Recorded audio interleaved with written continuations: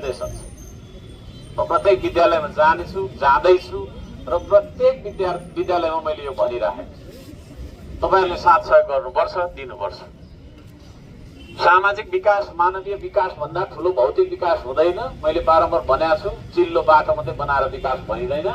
सहरभरि सबै विद्यार्थीहरू चाहिँ तपाईको केटाकेटीहरू मान्छे दुर्व्यसनमा छैन, कुलतमा फस्यो भने त्यो बनाएको तपाईँ चिल्लो बाटोले, छलेनको बाटोले विकासको अर्थपूर्ण गर्दैन। म त्यो भन्न चाहन्छु। अन्त्यमा हामीले धरानलाई सफा सहर बनाउने कि नबनाउने? यतातिर भन्न चाहन्छु, बनाउने कि नबनाउने? यता भन्नु पर्यो सफा सहर बनाउने कि नबनाउने?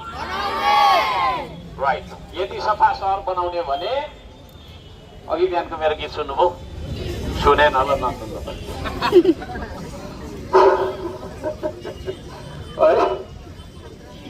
भोला जता भावी फालेको जस्तै भोला त हामी अब 2-4 दिन पछाडि भण्डारमै गएर पनि कब्जा गर्छौं हैन?